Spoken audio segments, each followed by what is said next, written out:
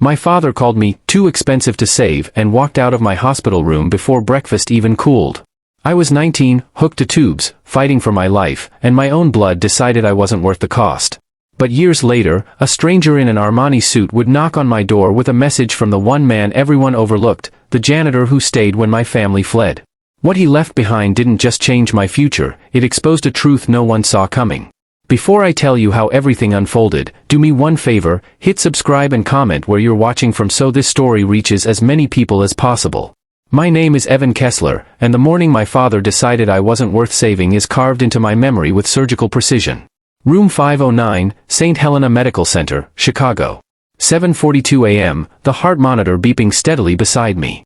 My scrambled eggs were still untouched on the breakfast tray when my father, Raymond, stepped inside holding a thick manila folder, thick enough to crush a person without ever touching them. My mother, Lucinda, stood behind him wringing her hands, and my older brother, Lance, leaned against the window scrolling through his phone like he was bored in a waiting room, not standing in the presence of his dying sibling. Evan, my father said flatly, flipping open the folder, the treatment will cost over $280,000, minimum. And that's before complications. He said it the same way he discussed car repair estimates at his auto shop in Joliet. My throat was raw from chemo, but I managed. You're talking about this like I'm a bill you can't pay. Dad sighed, the exhausted kind of sigh that comes before a decision is made, and the door closes on you forever. We've run the numbers, he said. Keeping this family afloat matters more than gambling on a 60% survival rate. Mom wouldn't meet my eyes. She kept staring at the wall like it held instructions for abandoning your child. Mom? My voice cracked. You're really okay with this? Lucinda finally whispered, your father's right. We can't risk everything. We have to think about the future. My future? I croaked. Lance didn't even look up from his phone. It's simple math, Evan. 1 life versus 3. You can't bankrupt all of us. I felt the air collapse inside my lungs. Not from sickness, from betrayal. You're my family, I rasped. You're supposed to fight with me. Dad closed the folder decisively, like he was signing my death certificate. We're done here. We can't afford to keep dragging this out. You'll stay in the hospital as long as charity care allows. After that, well. He shrugged. It's in God's hands. I felt my body go cold. They had already packed their things. Already planned their exit. Already chosen their new lives, lives without me. Lance finally lifted his head and said the words that would haunt me. Don't make this harder than it needs to be. Just accept it. And at 7:43 a.m., my family walked out of room 509 for the last time. Not a hug. Not an apology. Not a backward glance. The door clicked shut, and suddenly the room, once filled with machines and voices, felt like a vacuum. I stared at the ceiling tiles until they blurred. Not because of the chemo, but because tears I refused to shed kept clouding my vision. Hours passed. Nurses came and went. Machines beeped. And I sank deeper into the realization that I had no one left in the world. By afternoon, the pain hit hard, the kind that burrows into bone and makes breathing feel optional. A nurse tried to cheer me up with extra juice cups. Another straightened my blankets 3 times. They knew what happened. They had seen families leave before, but never this coldly. Around midnight, as I lay awake pretending not to cry, the door creaked open. In walked Mr. Abram Silva, the night janitor. He wore the same faded navy uniform, pushing the same creaky cart, smelling faintly of pine cleaner and old coffee. He gave me a small nod. He never talked much, then started mopping slowly, the swish of the mop the only sound in the darkness. I didn't move. Didn't speak. Didn't even think. I just listened. After a few minutes, he paused. Reached into his pocket. Pulled out a packet of crackers. Set them gently on my bedside table. I whispered, thank you. For the first time, he looked directly at me. Not with pity. Not with fear. Just quiet recognition. You're stronger than you think, he said softly. Don't let their choice decide your ending. Then he went back to mopping, like he hadn't just given me the only thread of hope I had left. He became the first real human presence in the void my family created, the quiet witness to my fight. I didn't know then that this man, this janitor who earned maybe $17 an hour and 8 vending machine sandwiches, had a secret bigger than anything my family ever imagined. I didn't know he would one day rewrite my entire life with a single signature. But that part comes later. For now, all I knew was this. I had to survive without a family, without money, and without hope, except for the crumbs offered by a man pushing a mop at midnight. And I would. Because for the first time, I wanted to live not because of them, but in spite of them. The morning after my family abandoned me, I woke to the hollow click of the heart monitor and the stale smell of hospital sheets. My throat burned from the chemo, and for a long moment, I just stared at the sunlight bleeding through the blinds, warm light touching a body my own parents thought wasn't worth saving. The loneliness felt like a second illness. Nurses came in quietly, adjusting 4 bags with soft hands and softer eyes. They didn't say it out loud, but I could feel it, the pity, the horror, the disbelief that a mother could walk away from a dying child. Hours blurred together. Pain. Fever. Nausea. The kind of exhaustion that makes you forget who you were before all this. Around noon, Beatrice Wash, the hospital's senior social worker, walked in with a binder under her arm and fire in her spirit. She wasn't tall, but she carried herself like a woman who had fought 1,000 battles and didn't lose many. Silver braids crowned her head, her glasses magnifying eyes that seemed to see straight through the walls I was barely holding up. She sat down beside me, no hesitation, no pity. "Honey," she said, placing her warm hand over mine, "I heard what happened. And I'm going to ask you one question. You can answer honestly or you can lie, but I'll know the truth." I nodded weakly. "Do you want to live?" Her voice didn't tremble. Mine did. I don't know anymore." Beatrice leaned forward, her tone turning firm. "They made a choice. A cruel one. But now you have a choice too. To let their decision define your ending, or to rewrite the whole story yourself." I swallowed hard. "They're gone, Beatrice. They're not coming back." She squeezed my hand. "Good. Then you can stop waiting for them." She flipped open her binder and with the precision of a war general preparing for battle, she laid out options. Real options. Not dreams. Not pity. Hospital charity programs. State aid. Foundations for young cancer patients. Payment plans stretched over 10 years. Remote work jobs I could do from a hospital bed. Even a list of churches that donated meals to patients with no support. And then she said the words that started my real fight. "You are not too expensive to save." They were too cheap in love. I didn't cry in front of her, but the moment she left, I let the tears come. Quiet. Bitter. Cleansing. That night, the hospital shifted into its usual midnight rhythm, machines humming, nurses whispering, the faint sound of wheels rolling down the hallway. Then came the familiar creak of the mop bucket. Mr. Abram Silva slipped into the room again, pushing his worn janitor's cart, its wheels squeaking like they were complaining about another long night. He didn't speak at first. He never did unless spoken to. But he noticed everything. The untouched dinner tray.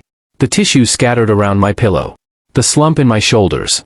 He paused, leaning on the mop handle. "They told you they're not coming back." I looked up sharply. "How did you?" He tapped the side of his head. "Walls have ears. Hospitals have more." I let out a shaky laugh, the first sound close to joy I'd made in days. "It hurts." I didn't think anything could hurt more than the chemo. Abram nodded slowly. "Hurt means you're alive. And being alive means you still get to choose what comes next." He mopped silently after that, but something about the way he moved, gentle, intentional, made the room feel less like a tomb and more like a place I might actually survive. Days passed. Then weeks. Chemo intensified. My hair disappeared. My weight dropped so fast I barely recognized the bones in the mirror. But Beatrice kept showing up with resources and plans. Abram kept showing up with quiet companionship and stolen crackers from the staff lounge. And then came Timmy. 7 years old. Leukemia. Moved into the room next door. His parents lived hours away and could only visit on weekends. He spent his dinners coloring alone, and something in me, something I thought had died the day my family walked out, woke up again. One evening, I dragged my 4-pole over to his doorframe. "Hey, buddy," I said gently, "want help building something?" His face lit up like Christmas. We built towers using medicine cups and tongue depressors. We made airplanes from gauze packets. We created a cardboard superhero badge for his 4-pole. And when he laughed, really laughed, something inside me clicked back into place. I didn't want to die anymore. I wanted to live. For myself. For kids like Timmy. For the people who stayed when they had no reason to. The chemo nearly killed me. But abandonment almost did worse. I worked whenever I could between treatments, remote data entry, tutoring high school kids online, anything that paid enough to cover grocery store ramen and overdue bills. I was exhausted, frail, and constantly on the edge of collapse. But I was fighting. And every night, when Abram mopped my room, he'd give me that same quiet nod, the nod that said, "I see you trying. Keep going." I didn't know it then, but this silent man, this janitor who patched my laptop charger with a paperclip, had been watching far more closely than I realized. He saw me when my family refused to. He believed in me long before I believed in myself. And one day, years later, when he was gone, he would leave behind something so unimaginable, so life-altering, that it would shake the foundations of everything my father once said I wasn't worth. But back then, in that hospital room, all I knew was this. The people who stayed, even one janitor and one social worker, were more family than the ones who left. And for the first time since the diagnosis, I wanted to live long enough to prove it. Life after remission wasn't a victory lap, it was survival in slow motion. When the doctors finally used the word remission, I thought I would feel joy or triumph. Instead, I felt empty. Like I had fought a war alone and now had to figure out how to rebuild the ruins. The cancer was gone, but the debt wasn't. The fear wasn't. The loneliness definitely wasn't. I was 20 years old, 115 pounds, bald, exhausted, and drowning in nearly $200,000 in medical bills even after charity programs and reductions. No family. No girlfriend. No safety net. So I worked. Not because I had the strength, most days I didn't. I worked because if I stopped, I'd drown. Morning newspaper delivery at 5 a.m. Afternoon warehouse shift stacking boxes heavier than my own body. Nighttime data entry in my tiny studio above a Chinese restaurant. Some nights the smell of frying sesame oil drifted through the vents so strongly that even my permanently nauseated stomach growled. Other nights it made me gag. But it was all I could afford. I taped a note above my mirror, Beatrice's words. "You are worth saving." I repeated it every morning, even on days I didn't believe it. Abram's absence hit me harder than I expected when I left the hospital. I didn't know his last name. I didn't know where he lived. He probably thought I'd forget him the moment I walked out those hospital doors. But he was wrong. Some people carve themselves into your life in small, quiet ways, ways you don't notice until years later when their absence echoes louder than their presence ever did. 5 years passed like that. Work. Bills. More work. Helping other kids at the clinic whenever I could. Trying to build a life from ashes. Then came the knock. It was a Tuesday evening. I had just finished my third shift of the day and was heating up instant ramen, my special dinner, because I cracked an egg into it for protein. 3 sharp knocks echoed through the hallway. I opened the door and blinked. A man in a $5,000 suit, polished shoes, and a briefcase stepped inside like he'd walked into hundreds of penthouses and never into a shoebox-sized studio over a Chinese restaurant. "Good evening," he said, voice smooth like someone who negotiated high-stakes deals daily. "Are you Colton Ryder?" "Yes," I said slowly. "If this is about debt, I'm already paying everything off. Just not fast." He raised a hand, a small smile appearing. "This isn't about collections. My name is Porter Maddox, attorney with Maddox & Crane. I'm here regarding an estate matter." I laughed, a hard, bitter laugh that scraped my throat. "An estate? From who?" "The only thing my family left me was trauma and overdue bills." Porter eased into the only intact chair in my apartment, his expression softening. "The inheritance is real. And it is substantial." "How substantial?" I asked sarcastically. $50? $100? $63 million, he said calmly. My vision blurred. My heart stopped. My legs nearly gave out. What did you just say?" $63 million, Porter repeated, opening his briefcase. "Left entirely to you." He placed a thick stack of documents on my card table. Seals. Stamps. Signatures. Legal proof. I shook my head. No. That's not possible. I don't know anyone rich. Unless my father somehow hit the lottery and suddenly grew a conscience? Porter slid a handwritten letter toward me. "The donor wished to stay anonymous until you heard their final words. They wrote this for you." My hands shook as I opened the letter. The handwriting was shaky, old, familiar in a way I couldn't place at first. Then I read the name at the bottom. Samuel Havsham. My breath hitched. Abram. The janitor. The quiet man who sat with me during chemo nights. Who fixed my charger? Who left crackers on my nightstand when I couldn't afford dinner? Who told me I was a fighter? He wasn't Abram. He was Samuel Havsham, inventor and patent holder of 17 medical device technologies that had revolutionized chemotherapy delivery over 4 decades. A man worth over $60 million. A man who never told a soul. Porter continued, "Mr. Havsham requested you be told the full story. He grew up poor, very poor, in Nebraska. Dropped out of high school. Worked as a janitor for 40 years while tinkering with circuit boards and medical device prototypes at night." Porter opened a folder showing old patent documents. He lived quietly, never married, never had children. But he watched thousands of patients fight for their lives. And when he saw you, his words were, "That boy fights harder than anyone I've ever known. And he fights alone." My chest tightened. Tears blurred my vision. He said you reminded him of himself, Porter finished. Except he believed you had more strength than he ever did. I wiped my eyes. When did he die? 2 weeks ago. Pancreatic cancer. Pancreatic. God, that cruel monster of a disease. Porter slid one more item across the table, an old, worn superintendent-style notebook. His journal. He asked that you have it. I opened to a random page. Colton passed out after chemo today, but when he woke up, he went right back to working on that laptop. The boy is running on fumes and willpower. His family hasn't visited in months. I slipped an extra blanket over him before my shift ended. Hope he knows someone sees him. Another page. He cried tonight. Thought no one saw. I mopped extra slow so he wouldn't feel alone. Another. He doesn't know I paid for his antibiotics. Insurance refused it. But he needed it more than I needed a new pair of shoes. My hands trembled violently. This man, this janitor, had done more for me than my entire family. He was the one who stayed. He was the one who cared. He was the one who saved me in ways I never noticed. Why me? I whispered. Porter's voice was gentle. Because Mr. Havsham believed you were worth saving. And he wanted you to know, without question, that your father was wrong. The room spun. My entire world spun. My father's voice echoed in my head. You're too expensive to save. But Sam's final words shattered that cruelty forever. His worth is immeasurable. I broke. Not from grief, but from the overwhelming weight of love I never knew someone had for me. The next morning, the money hit my account. $63 million. My name. My future. My chance to rewrite everything my father had tried to break. I stared at the bank confirmation email, tears dripping onto my phone screen. Sam had given me a life. A purpose. A reason. And I knew exactly what I needed to do next. The morning after the inheritance hit my account, the world felt unreal. My phone buzzed nonstop with fraud alerts, confirmation emails, verification calls.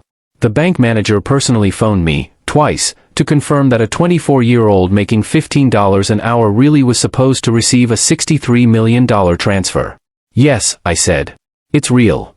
But it didn't feel real. I sat in my shabby studio over the Chinese restaurant, looking around at peeling paint, mismatched furniture, and a microwave that sparked whenever I heated leftovers. My ramen pot was still soaking in the sink. My shoes were still damp from walking through last night's storm. Nothing about my life looked like it belonged to someone worth millions. But the biggest change wasn't outside, it was in me. I kept thinking about Sam. His quiet footsteps. His mumbled greetings. His gentle, calloused hands that fixed my charger and left crackers on my nightstand. A man who lived simply, hid his brilliance behind a mop and bucket, and still found it in his heart to save me when my own blood didn't think I was worth the effort. I opened his journal again. Colton doesn't know his value yet. But he will. I wiped my eyes, closed the notebook, and started planning. Not for myself. For the kids and patients like me, the ones abandoned when illness became too expensive. Before noon, I was at a lawyer's office downtown starting paperwork for the Havsham Foundation, named after the man who believed in me when no one else did. Its mission would be simple. No abandoned patient fights alone. Not ever again. Housing support. Debt forgiveness. Transport to chemo. Counseling. Emergency care funds. I wanted to build the thing I had needed most when I was 19. A lifeline. A few days into the planning, my phone lit up with a number I didn't recognize. I answered without thinking. Colton? It's Preston. My stomach froze. I hadn't heard my brother's voice in 5 years, not since he told me I was basic economics, a loss the family couldn't afford. Where did you get this number? I asked. Relax, man. People talk. Denver's small. And, he hesitated, and news travels fast when a guy who used to live above a Chinese restaurant becomes worth more than half the Board of Commerce combined. So that's how they found out. I stayed silent long enough for him to fill the gap. Look, he said, lowering his voice, Dad wants to talk to you. Mom's been crying all morning. We made mistakes, okay? We were scared. I almost laughed. Mistakes? Abandoning your son in a hospital bed wasn't a mistake, it was a decision. What do you want, Preston? He swallowed audibly. We want to see you. We want to fix things. Now I did laugh. A dark, soft, humorless sound. Did you want to fix things before or after you saw the news article about the inheritance? Silence. Then? We didn't know how bad things were back then, he said weakly. Dad thought I was a bad investment, I snapped. Your father, our father, put my survival into a calculator and decided cancer was too expensive. More silence. A rustling. Then another voice came on the phone. Deeper. Familiar. Heavy with entitlement. Colton, my father said. My chest tightened. I hadn't heard his voice in half a decade, not since the moment he stood at the foot of my hospital bed and told me my life wasn't worth $300,000. We want to see you, he said. We want a chance to explain. We want our family back. Why? I asked softly. There was a long pause. I already knew the answer. We heard about the inheritance.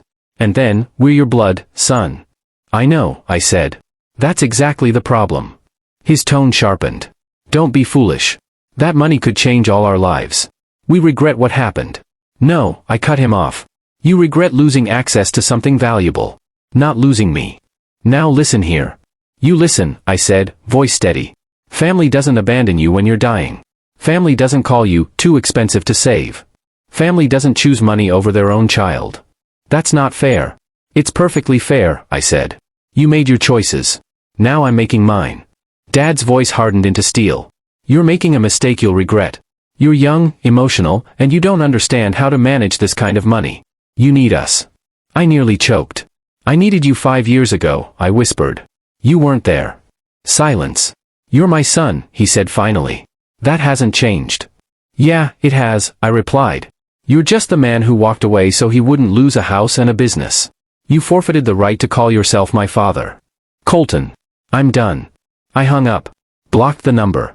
Collapsed onto my couch, shaking, not from weakness this time, but from the sheer weight of freedom. When I opened my eyes, the sun had dipped behind the Denver skyline. The room glowed warm orange, like the world was exhaling with me. The next morning, I called Beatrice Washington. The moment she heard my voice, she gasped, actually gasped, and spilled something, coffee, judging by the hiss. Colton Ryder, don't tell me you won the lottery. Better, I said. I won Sam. She didn't understand at first. Then I told her everything. The inheritance. The journal. The foundation I was building in Sam's honor. The rejection of my father's apology. She cried softly, then said, I knew you were special the moment I saw you. Some souls can't be measured in dollars. Over the next few weeks, the Havsham Foundation took shape. We hired counselors. Negotiated debt forgiveness for over 80 patients in the first week. Bought temporary housing for families traveling long distances. Set up free transport services for chemo patients. Created support circles for young adults abandoned by their families. Every day, someone cried in gratitude. Every day, I felt Sam beside me. One afternoon, while walking through the clinic hallway, a nurse stopped me. Are you Colton? She asked, holding a child's hand. This little girl just completed her final round of chemo. Her parents couldn't afford the hotel, but your foundation paid for everything. The girl, a tiny, bald angel, lifted her hand and waved at me. Thank you, she whispered. She didn't know my story. But she understood what Sam had understood. Pain recognizes pain. And kindness repairs what abandonment breaks. Our foundation kept growing. My reputation spread. But the greatest moment happened unexpectedly. 6 months after the inheritance, while reviewing the foundation's monthly report, I received a manila envelope. No return address. Inside was a single sheet of paper. You were worth saving. S.H. I stared at the initials, my throat closing. Sam was gone, but he had left echoes everywhere, in the kids we saved, the families we helped, the debt we erased, the hope we restored. He had given me wealth, yes. But he had also given me something far more powerful. A purpose. A legacy. A reason to live beyond survival. And every time I walk into the Havsham Center, every time I see a patient smile or a parent breathe a sigh of relief, I whisper a quiet promise. I'll carry your kindness forward, Sam. As far as it can go. In the months that followed, my life transformed so drastically that sometimes I wondered if I'd slipped into a different timeline.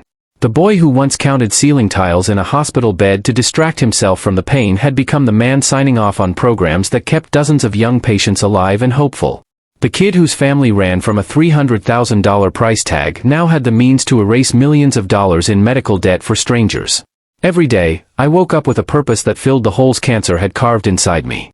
But the past has a way of knocking when you least expect it. It happened on a quiet Thursday morning. I was at the new Havsham Foundation Center, our first official standalone building, just outside downtown Denver, reviewing applications for funding when my receptionist curled around the office door. Colton, there's a couple here asking for you. I didn't even look up. Tell them to speak with intake. I'll review their case afterward. She hesitated. They said they're your parents. The pen slipped from my hand. For a full 10 seconds, I could not breathe. Send them in, I said finally, though my voice sounded far away, even to me. The door opened. And there they were. Vernon and Judith Ryder. My father and mother. Older. Tired. Weathered in ways I hadn't expected. They stood in the doorway like ghosts who had wandered into the wrong house. Neither moved until I nodded toward the chairs. They sat. The silence felt thick enough to suffocate. Mom finally spoke, her voice fragile. You look, well, Colton. I didn't answer. Dad cleared his throat. We wanted to apologize. I said nothing. I kept my expression neutral, stone-carved from the years I'd spent learning how to live without them. Dad continued, we made a horrible mistake. The worst of our lives. For the first time, I saw something almost like regret in his eyes. But regret alone wasn't enough to rewrite the past. Not for the 19-year-old kid they left behind with poison pumping through his veins. You walked out of my hospital room, I said quietly. Do you remember what time it was? Mom flinched. Dad swallowed. No, he admitted. I do, I said. 7:43 a.m. You told me I was too expensive to save. Then you walked out. And you never looked back. Mom covered her mouth and sobbed into her hands. Dad stared at the floor. After a long moment, he whispered.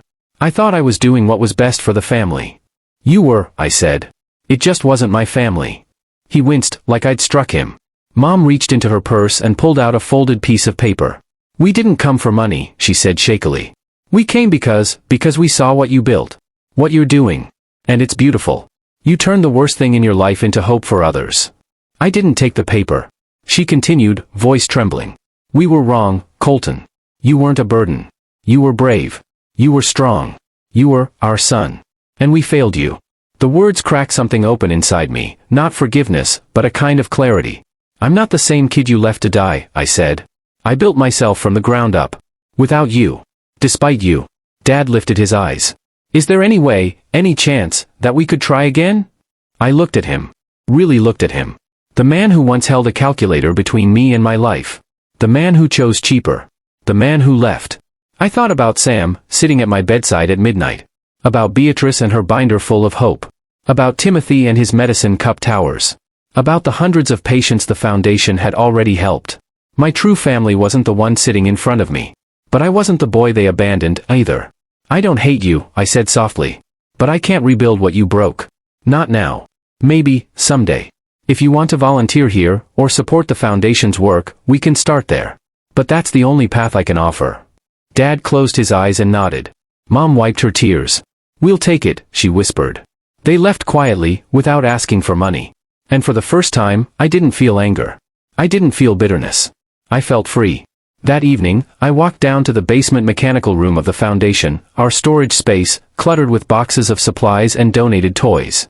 In the corner, on a shelf by itself, sat Sam's old janitor badge, framed next to his worn-out notebook. I picked it up. Ran my thumb over the faded plastic. The man who wore that badge saved me without ever once asking for anything in return. He taught me that kindness doesn't need applause. That quiet people often carry the loudest truths. That a family can be chosen, not inherited. And that sometimes, the smallest acts, crackers on a nightstand, a fixed charger, a steady presence during pain, become the foundation of a new life. I whispered. Thank you, Sam. I hope I'm making you proud. Outside, the city lights glowed like scattered stars. An ambulance siren echoed in the distance. Somewhere out there, another young patient felt alone. Another family was deciding whether someone's life was too expensive. But not if I could help it. Not anymore. Because a janitor saw my worth when everyone else decided I wasn't worth the cost, and now I would spend my life making sure no one else ever hears those words again. I stepped into the night air, breathing in deeply, feeling the weight of my purpose settle into me like armor. And in that moment, I understood the true inheritance Sam had left me. Not money. Not patents. Not an estate. But a mission. A legacy built from compassion, forged through suffering, and carried forward through choice. A legacy I would honor for the rest of my life. If you're still here, thank you for listening to my story. Before you go, do me a favor, subscribe to the channel and comment where you're watching from, so this message can reach more people who need to hear that they are worth saving.